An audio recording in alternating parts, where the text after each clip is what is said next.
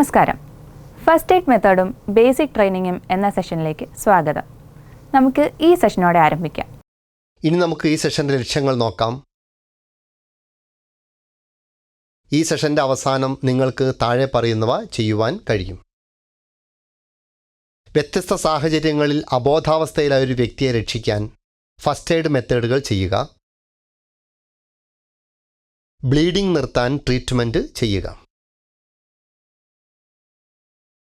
ആദ്യം നമുക്ക് artificial respiratory ലഭിക്കുന്നതിന് വിക്ടിമിനെ തയ്യാറാക്കുന്നതിനുള്ള നടപടിക്രമത്തെക്കുറിച്ച് പഠിക്കാം.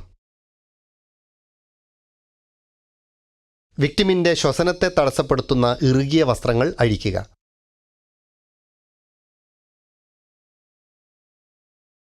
വിക്ടിമിനെ സുരക്ഷിതമായ തറ ലെവലിൽ എത്തിച്ച് ആവശ്യമായ സേഫ്റ്റി മെഷേഴ്സ് എടുക്കുക.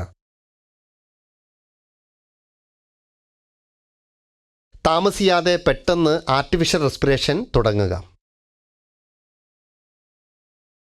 പൊതുവെ വിക്ടിമിൻ്റെ ആന്തരിക ഭാഗങ്ങളിൽ പരിക്കേൽക്കാതിരിക്കാൻ വയലൻ്റ് പ്രവർത്തനങ്ങൾ ഒഴിവാക്കുക.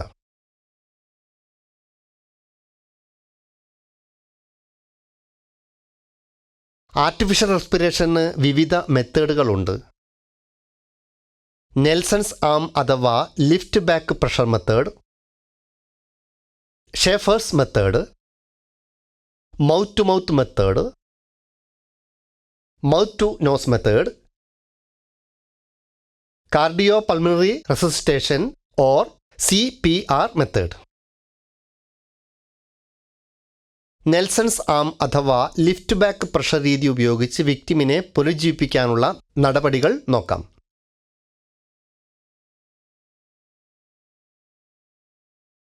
വിക്ടിമിനെ, അതായത് മുഖം താഴോട്ടാക്കി കൈകൾ ഒന്നിനുമീതെ ഒന്നായി മടക്കി കൈപ്പത്തിക്ക് മുകളിൽ കവിൾ ചായ്ക്കുക.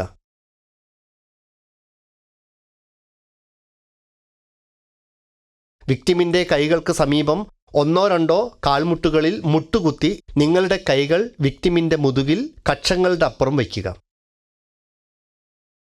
നിങ്ങളുടെ വിരലുകൾ പുറത്തേക്കും താഴോട്ടും വിരിച്ചു തള്ളവിരലുകൾ പരസ്പരം സ്പർശിക്കുക.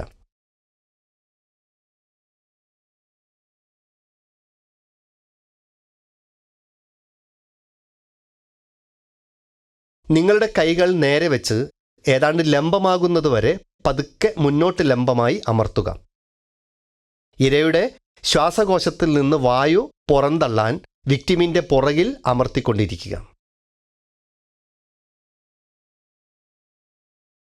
വിക്ടിമിൻ്റെ കൈകളിലൂടെ നിങ്ങളുടെ കൈകൾ താഴേക്ക് സ്ലൈഡ് ചെയ്യുന്നതിനൊപ്പം പിന്നിൽ നിന്ന് അമർത്തുന്നതിൻ്റെ ചലനവും സമന്വയിപ്പിക്കുക. വിക്ടിമിൻ്റെ കൈമുട്ടിന് മുകളിലായി അപ്പർ ആം പിടിച്ചുകൊണ്ട് പിറകിലേക്കുള്ള അമർത്തൽ തുടരുകയും ചെയ്യുക.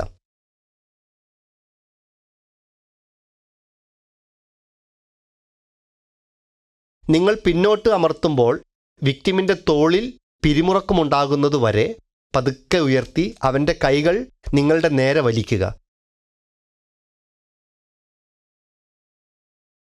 സൈക്കിൾ പൂർത്തിയാക്കാൻ വിക്ടിമിൻ്റെ കൈകൾ താഴ്ത്തി നിങ്ങളുടെ കൈകൾ തുടക്ക സ്ഥാനത്തേക്ക് നീക്കുക.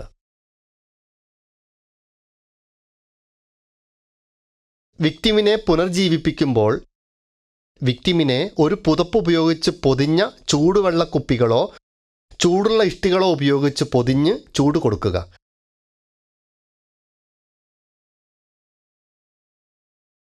കൈകളുടെയും കാലുകളുടെയും ഉള്ളിൽ ഹൃദയത്തിന് നേരെ അടിച്ചുകൊണ്ട് രക്തചംക്രമണം ഉത്തേജിപ്പിക്കുക. അവനെ കിടക്കുന്ന അവസ്ഥയിൽ കിടത്തുകയും സ്വയം ആയാസത്തിന് അനുവദിക്കുകയും ചെയ്യുക. ഈ പ്രൊസീജിയർ ചെയ്യുമ്പോൾ ശ്രദ്ധിക്കേണ്ട ചില ചെയ്യേണ്ടവയും ചെയ്യരുതാത്തവയും ഉണ്ട്. നമുക്ക് ഈ ചെയ്യേണ്ടവയും ചെയ്യരുതാത്തവയും എന്തെന്ന് നോക്കാം. നെഞ്ചിലും വയറിലും മുറിവുകളുണ്ടെങ്കിൽ നെൽസൺസ് ആം ലിഫ്റ്റ് ബാക്ക് പ്രഷർ രീതി ഉപയോഗിക്കരുത്. വിക്ടിമിന് പൂർണ്ണ ബോധമുണ്ടാകുന്നതുവരെ ഒരു സ്റ്റിമുലൻറ്റും നൽകരുത്. അടുത്തതായി ഷേഫേഴ്സ് രീതി ഉപയോഗിച്ച് വിക്ടിമിനെ പുനർജീവിപ്പിക്കാനുള്ള നടപടിക്രമം നോക്കാം. വിക്ടിമിനെ കമഴ്ത്തി കിടത്തുക. ഒരു കൈ നേരെ മുന്നോട്ട് നീട്ടി മറ്റേ കൈ മുട്ടിന് നേരെ വളച്ച് മുഖം വശത്തേക്ക് തിരിഞ്ഞ് കൈയിലോ കൈത്തണ്ടയിലോ വിശ്രമിപ്പിക്കുക. വിക്ടിമിൻ്റെ ഇരുവശത്തുമായി കാൽമുട്ടുകൊണ്ട് മുട്ടുകുത്തുക. അങ്ങനെ അവൻ്റെ തുടകൾ നിങ്ങളുടെ കാൽമുട്ടുകൾക്കിടയിൽ ആയിരിക്കുകയും നിങ്ങളുടെ വിരലുകളും തള്ളവിരലുകളും നേരെ പിടിക്കുകയും ചെയ്യുക.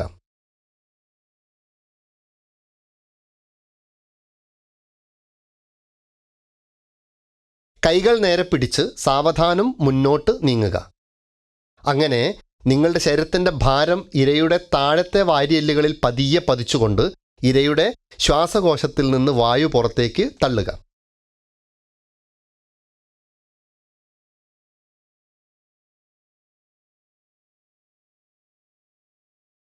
വിക്ടിമിൻ്റെ ശരീരത്തിൽ നിന്ന് പിറകോട്ട് മാറി എല്ലാ സമ്മർദ്ദവും ഉടൻ നീക്കം ചെയ്യുക. അതുവഴി ശ്വാസകോശം വായു നിറയാൻ അനുവദിക്കുക.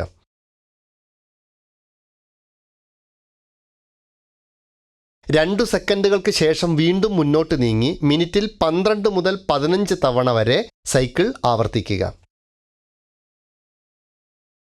വിക്ടിം സ്വാഭാവികമായി ശ്വസിക്കുന്നതുവരെ ആർട്ടിഫിഷ്യൽ റെസ്പിറേഷൻ തുടരുക. വിക്ടിമിൻ്റെ നെഞ്ചിലും വയറിലും മുറിവുകളുണ്ടെങ്കിൽ ഈ രീതി ഒഴിവാക്കുക. അടുത്തതായി നമുക്ക് വിക്ടിമിനെ പുനരുജ്ജീവിപ്പിക്കുന്നതിന് മൗത്ത് ടു മൗത്ത് രീതിയുടെ പ്രൊസീജിയർ നോക്കാം.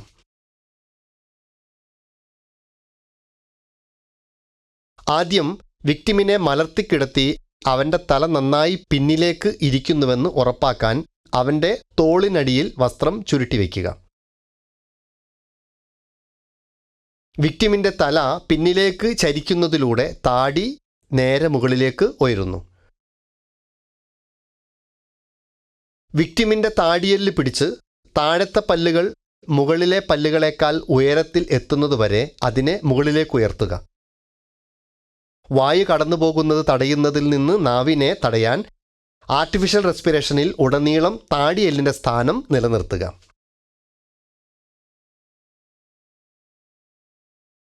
ഒരു ദീർഘനിശ്വാസമെടുത്ത് വിക്ടിമിൻ്റെ വായുടെ മുകളിൽ നിങ്ങളുടെ വായ വയ്ക്കുക. വായു കടക്കാത്ത സമ്പർക്കമുണ്ടാക്കുക. തള്ളവിരലും ചൂണ്ടുവിരലും ഉപയോഗിച്ച് വിക്ടിമിൻ്റെ മൂക്ക് ഞെക്കിപ്പിടിക്കുക. നിങ്ങൾക്ക് നേരിട്ടുള്ള സമ്പർക്കം ഇഷ്ടമല്ലെങ്കിൽ നിങ്ങളുടെ വായ്ക്കും വിക്ടിമിൻ്റെ വായുടെ ഇടയിലുമായി ഒരു പോറസ് തുണി വയ്ക്കുക. ഒരു കുഞ്ഞാണെങ്കിൽ നിങ്ങളുടെ വായ അതിൻ്റെ വായ്ക്കും മൂക്കിനു മുകളിൽ വയ്ക്കരുത്. വിക്ടിമിൻ്റെ നെഞ്ച് ഉയരുന്നതുവരെ അവൻ്റെ വായിൽ ഊതുക. ഒരു കുഞ്ഞിൻ്റെ കാര്യത്തിലാണെങ്കിൽ പതുക്കെ കൈകാര്യം ചെയ്യുക. നിങ്ങളുടെ വായ മാറ്റി മൂക്കിലെ പിടിവിടുക. അവനെ ശ്വാസം വിടാൻ അനുവദിക്കുക. വായു പുറത്തേക്ക് പോകുന്നത് കേൾക്കാൻ നിങ്ങളുടെ തല തിരിക്കുക. ആദ്യം 8 മുതൽ 10 വരെ ശ്വസനങ്ങൾ ഇരയുടെ പ്രതികരണം പോലെ വേഗത്തിലും അതിനുശേഷമുള്ള നിരക്ക് 1 മിനിറ്റിൽ 12 തവണയായി കുറയ്ക്കണം. ഒരു കുഞ്ഞാണെങ്കിൽ 20 തവണ.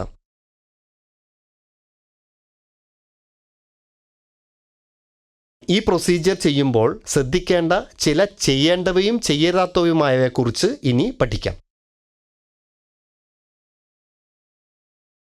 വായു അകത്തേക്ക് കടക്കുന്നില്ലെങ്കിൽ വിക്ടിമിൻ്റെ തലയുടെയും താടിയെല്ലിൻ്റെയും സ്ഥാനം പരിശോധിക്കുകയും തടസ്സങ്ങൾ അറിയാൻ വായ വീണ്ടും പരിശോധിക്കുക.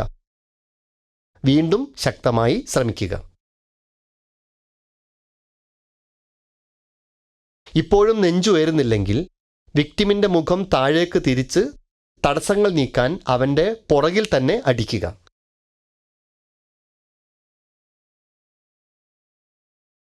ചിലപ്പോൾ വിക്ടിമിൻ്റെ വയറ്റിൽ വായു പ്രവേശിക്കുന്നതിന് തെളിവാണ് വയർ വീക്കം. ശ്വാസം വിടുന്ന സമയത്ത് ആമാശയത്തിൽ മൃദുവായി അമർത്തി വായു പുറന്തള്ളുക.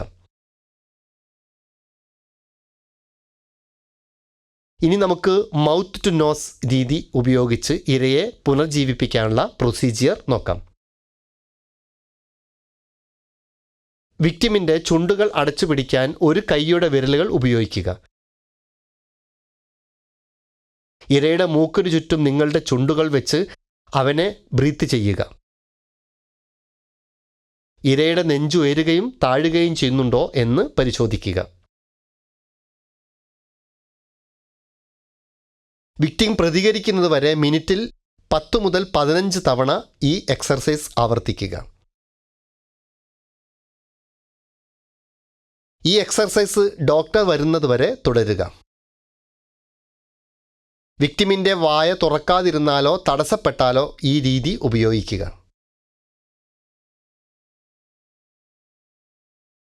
അടുത്തതായി നമുക്ക് കാർഡിയാക് അറസ്റ്റ് സംഭവിച്ച ഒരു വിക്ടിമിനെ CPR കാർഡിയോ പൾമണറി ഉപയോഗിച്ച് പുനരുജ്ജീവിപ്പിക്കാനുള്ള പ്രൊസീജിയറിനെ കുറിച്ച് പഠിക്കാം.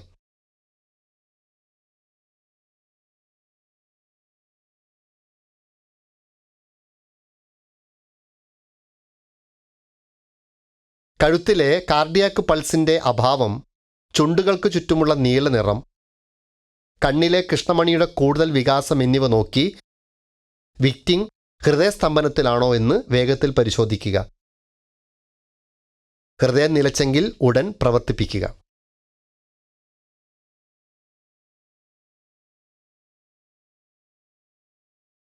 ഒരു ഫേം സർഫേസിൽ വിക്ടിമിനെ മലർത്തി കിടത്തുക. വിക്ടിമിൻ്റെ അരികിൽ മുട്ടുകുത്തി നെഞ്ചിന് അഭിമുഖമായി ഇരുന്ന് നെഞ്ചിലെ അസ്ഥിയുടെ താഴെ ഭാഗം കണ്ടെത്തുക.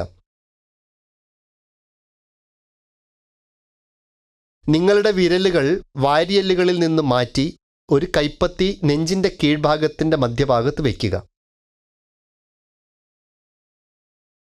നിങ്ങളുടെ മറ്റേ കൈകൊണ്ട് കൈപ്പത്തി മൂടുകയും വിരലുകൾ ഒരുമിച്ച് പൂട്ടുകയും ചെയ്യുക. നിങ്ങളുടെ കൈകൾ നേരെയാക്കി നെഞ്ചിൻ്റെ താഴത്തെ ഭാഗത്ത് കുത്തനെ അമർത്തുക. എന്നിട്ട് പ്രഷർ വിടുക. മുമ്പത്തെ സ്റ്റെപ്പ് സെക്കൻഡിൽ 1 തവണ എന്ന നിരക്കിൽ 15 തവണ ആവർത്തിക്കുക. കാർഡിയാക് പൾസ് പരിശോധിക്കുക. രണ്ടാമത്തെ ശ്വാസം നൽകാൻ ഇരയുടെ വായുടെ സമീപം നീങ്ങുക. മൗത്ത് ടു മൗത്ത് പുനർജീവനം. ഹൃദയത്തിൻ്റെ മറ്റ് 15 കംപ്രഷനുകൾ തുടരുക. വീണ്ടും മൗത്ത് ടു മൗത്ത് റെസിസ്റ്റേഷനിലൂടെ 2 ശ്വസനങ്ങൾ നടത്തുന്നതിനെ തുടർന്ന് ഇടയ്ക്കിടെ പൾസ് പരിശോധിക്കുക. ഹാർട്ട് ബീറ്റ് തിരികെ കിട്ടിയാൽ ഉടൻ കംപ്രഷനുകൾ നിർത്തുക. എന്നാൽ സ്വാഭാവിക ശ്വസനം പൂർണ്ണമായി പുനഃസ്ഥാപിക്കുന്നതുവരെ മൗത്ത് ടു മൗത്ത് റെസിസ്റ്റേഷൻ തുടരുക.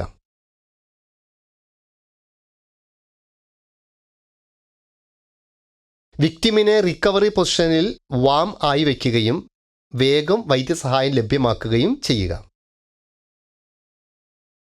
അടുത്തതായി നമുക്ക് ബ്ലീഡിംഗ് വിക്ടിമിനെ ട്രീറ്റ് ചെയ്യുന്ന പ്രൊസീജിയറിനെ കുറിച്ച് പഠിക്കാം. ബ്ലീഡിങ്ങിൻ്റെ ലൊക്കേഷൻ കണ്ടെത്തുക. കഴിയുമെങ്കിൽ പരിക്കേറ്റ ഭാഗം ഹൃദയത്തിന് മുകളിലായി ഉയർത്തുക. ബ്ലീഡിംഗ് ഭാഗത്ത് സ്റ്റെറൈൽ തുണി കൊണ്ട് ഡയറക്റ്റ് പ്രഷർ കൊടുക്കുക. 5 സെക്കൻഡ്സ് പ്രഷർ കൊടുക്കുക. വീണ്ടും 15 മിനിറ്റ് പ്രഷർ ചെലുത്തിയില്ലെങ്കിൽ രക്തസ്രാവം നിലക്കുമോ എന്ന് പരിശോധിക്കുക. മുറിവ് വൃത്തിയാക്കുക. സോഫ്റ്റ് മെറ്റീരിയലിൻ്റെ പാഡ് കൊണ്ട് മുറിവ് ബാൻഡേജ് ചെയ്യുക. വിക്ടിമിനോട് മെഡിക്കൽ ട്രീറ്റ്മെൻറ്റ് എടുക്കാൻ ഉപദേശിക്കുക. പുനരാഖ്യാനത്തിന് നമ്മൾ പഠിച്ചത്, വ്യത്യസ്ത സാഹചര്യങ്ങളിൽ അബോധാവസ്ഥയിലായ ഒരു വ്യക്തിയെ രക്ഷിക്കാൻ ഫസ്റ്റ് എയ്ഡ് മെത്തേഡുകൾ ചെയ്യുക. ബ്ലീഡിംഗ് നിർത്താൻ ട്രീറ്റ്മെൻറ്റ് ചെയ്യുക. അങ്ങനെ ഇത്രയുമാണ് ഫസ്റ്റ് എയ്ഡ് മെത്തേഡുകളും ബേസിക് ട്രെയിനിങ്ങിനെയും കുറിച്ച് ഉള്ളത്. നിങ്ങൾ മനസ്സിലാക്കിയിട്ടുണ്ടെന്ന് പ്രതീക്ഷിക്കുന്നു. അടുത്ത സെഷനിൽ കാണാം.